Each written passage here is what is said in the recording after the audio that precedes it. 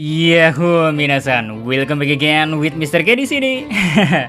One Piece Chapter 1010 telah rilis di Manga Plus. Kalau udah baca pasti sangat senang bukan? Terutama dengan kejutan luar biasa yang bisa membuat adrenalin berpacu layaknya naik roller coaster yang tiada ujungnya. So, tanpa banyak basa-basi gak jelas, monggo enjoy mawon One Piece Chapter 1010 yang sangat luar biasa ini. Let's go!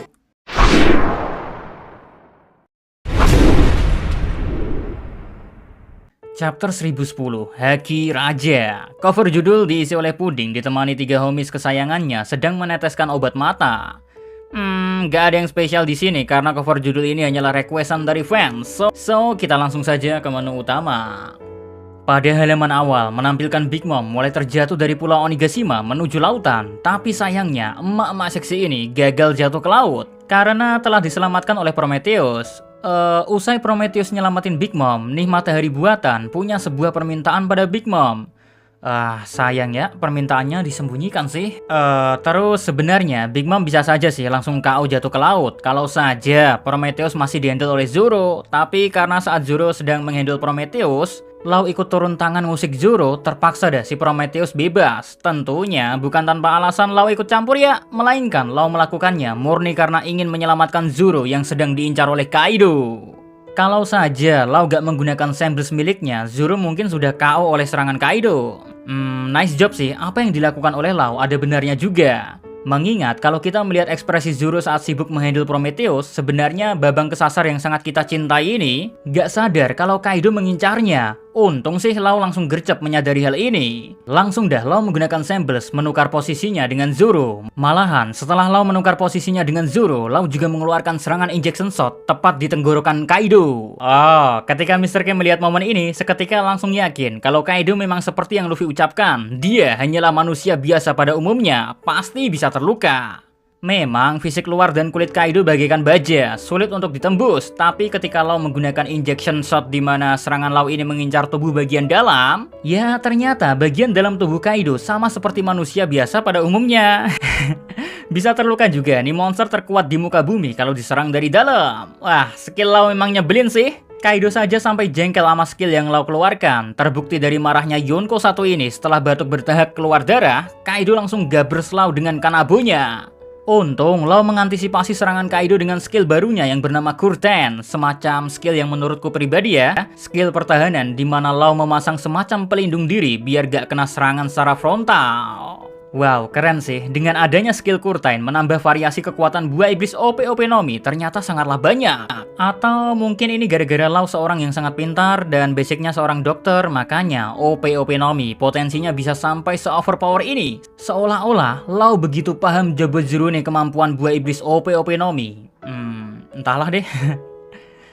Oke, kembali lagi ke momen Zoro yang telah diselamatkan oleh Lau dari Kaido ya. Ternyata Zoro gak terima nih sama kelakuan Lau tadi. Menurutnya, apa yang Lau lakukan sangatlah sembrono. Menyelamatkannya adalah sebuah kekeliruan besar karena gara-gara Lau nyelamatin Zoro ya, si emak-emak seksi malah tertolong oleh Prometheus. Padahal kalau Lau gak nyelamatin Zoro, Big Mom dapat dipastikan tumbang mengingat jatuhnya tepat ke lautan. Tapi mau gimana lagi, nasi udah jadi bubur kan? Lagian, Lau menyelamatkan Zoro mengorbankan kesempatan emas mengalahkan Big Mom dengan sangat easy. Murni karena Lau tidak ingin rencana yang dibuatnya matang-matang malah menyebabkan ada yang mati di pihaknya. Jadinya ya, Lau lebih memilih rencananya gagal saja daripada harus mengorbankan nyawa seseorang ataupun orang banyak. Dengar ucapan Lau seperti ini saja membuat Mr. K makin respect sama manusia bermarga di satu ini. Membuatku makin berharap kisah petualangan Lau dengan SHP Geng ya jangan cuma berhenti di Aquano saja, tapi masih lanjut ke arc selanjutnya. Well, kita hanya bisa menunggu masalah ini.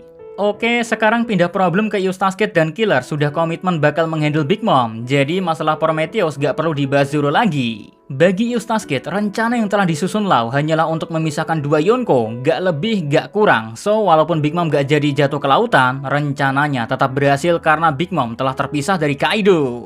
Kini tinggal bagi tugas saja buat ngalahin para Yonko. Well, Eustace Kid dan Killer akan mengejar dan menghandle Big Mom, sedangkan masalah Kaido dipasrahkan pada Zoro, Lau, dan Killer. Wow, mantap Kid. BTW, saat Kid dan Killer sampai di pojok pulau Onigashima, keduanya terkejut akan adanya awan aneh yang dilihat oleh Kid. Nah, di momen ini Mr. K agak bingung sendiri. Yang dimaksud oleh Kid itu awan yang mana ya? Apakah awan Kinton yang menyelimuti Pulau Onigashima atau awan yang berada di langit yang sangat gelap gulita? Jujur, dalam gambarannya Mr. K kurang begitu memahami, tapi entahlah dengan kalian. Kalau ada yang merasa yakin yang dilihat Kid itu awan apa, silahkan cicit cuit saja di komentar, ge. Next ke momen menarik di mana kita melihat Luffy pingsan dengan tatapan mata terbuka secara tajam. Di sini, Our Bakasencho sedang diejek oleh Kaido. Karena tatapan mata Luffy membuat Kaido muak, ingin sekali Kaido menghancurkan Luffy seutuhnya, entah dimulai dari mata, tubuh, atau jantung. Kaido gak sabar untuk mulai menghancurkan Luffy. Walau hal ini gak mudah dilakukan sih, Wong Zoro mendengar ucapan Kaido jadi panas kupingnya. Si Zoro pun bilang pada Law kalau dia akan menggunakan serangan terakhir yang akan menguras semua sisa tenaga yang dimiliki Zoro. Intinya, Zoro akan melakukan serangan terakhir karena sadar betul kalau masih melakukan serangan seperti biasa, pada akhirnya semuanya bakalan kalah. Oleh karena itulah Roronoa Zoro akan gambling hidup dan matinya pada serangan terakhir ini. Jadi kalau resiko terburuknya adalah mati, tinggal Law lah yang jadi harapan untuk negeri Wano bisa melihat fajar kembali. Law pun mengerti akan ucapan Zoro, guys. Lalu momen Zoro unjuk gigi pun dimulai. Ketiga katananya ditarik, aura haki menyebar dahsyat menyelimuti pedangnya. Zoro memanggil Kaido dengan nada menantang.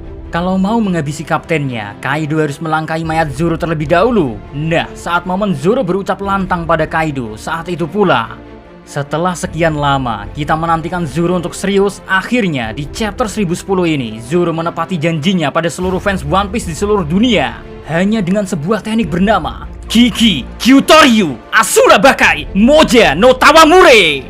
Panel manga pun langsung diselimuti oleh Kaido yang tertebas serangan dahsyat Zoro ini. Tubuh Kaido yang sulit ditembus oleh Akazaya kini teriris dengan tebasan dahsyat Asura. Darah segar Kaido mengalir sangat banyak. Sayang, walau sang wakil kapten ini telah melakukan usaha terakhirnya, Kaido tetap tak bisa ditumbangkan. Padahal serangan Zoro tadi sampai membuat Kaido mengira Zoro punya haki raja. Sebelum lanjut, Mr. K jelaskan kenapa Kaido menyebut Zoro punya haki raja. Kaido mungkin menganggap hanya orang-orang yang punya haki raja lah yang bisa melukai tubuh super kerasnya. Makanya Kaido salah tingkah di sini asal nyebut Zoro punya haki raja. Zoro saja sampai jengkel sendiri mendengar dia dituduh punya haki raja oleh Kaido.